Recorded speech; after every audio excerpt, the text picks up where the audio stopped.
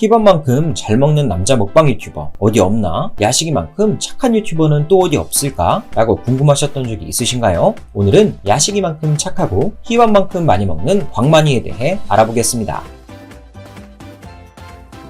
경기도 용인시에서 태어난 그는 장민광이 본명입니다. 본인의 이름으로 광만이라는 닉네임을 생각해 지금도 사용 중이죠. 그는 고등학교 시절 몸무게가 110kg에 육박할 정도로 살이 많이 쪘었다고 합니다. 키도 184cm였기 때문에 엄청난 거구였던 셈이죠. 그 당시 외모에 대한 자신감도 많이 없어서 한동안 사람 만나는 것도 피했다고 합니다. 다소 어두웠던 학창시절을 뒤로하고 광만이는 천안에 있는 백석대학교에 진학합니다. 전공은 본인의 적성을 살려 시각 디자인을 하게 됩니다. 대학교를 졸업한 광만이는 여의도에서 직장 생활을 시작합니다. 약 8년간 안정된 직장을 다니며 여의도의 많은 맛집들도 찾아다녔다고 하죠. 쳇바퀴 같은 생활을 하던 중 내가 진짜 좋아하고 잘하는 일이 뭐지? 라고 깊이 고민하게 됩니다. 한참을 생각하던 그는 나는 먹는 것을 가장 잘하고 또 먹을 때 제일 행복하다 라는 걸 깨닫게 됩니다. 당시 주변 동료들도 너 먹방 유튜버 하면 잘할 것 같아 라는 말을 많이 했다고 하죠. 결국 광만이는 과감히 직장을 그만두고 유튜버 생활을 시작합니다.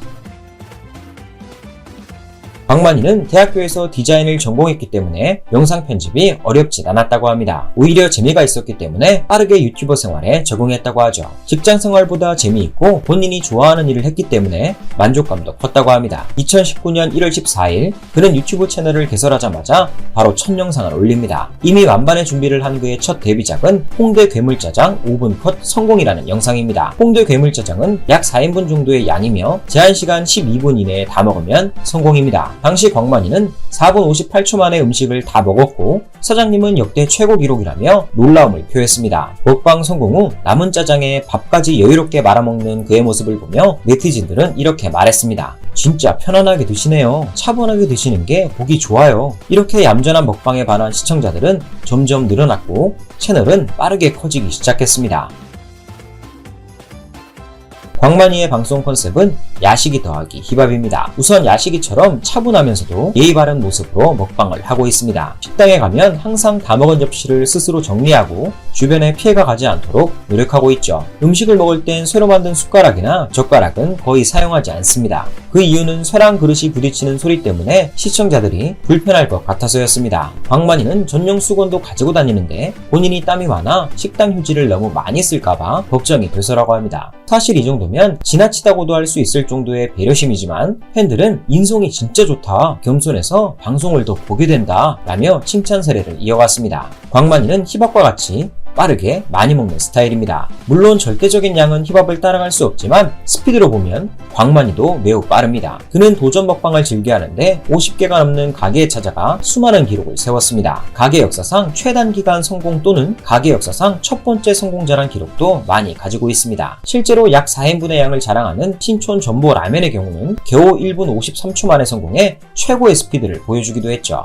먹는 양 또한 상당히 많은데 5kg의 대왕 괴물 쌀국수를 거뜬히 먹고 치케멘 라멘 20그릇을 무리 없이 소화했습니다.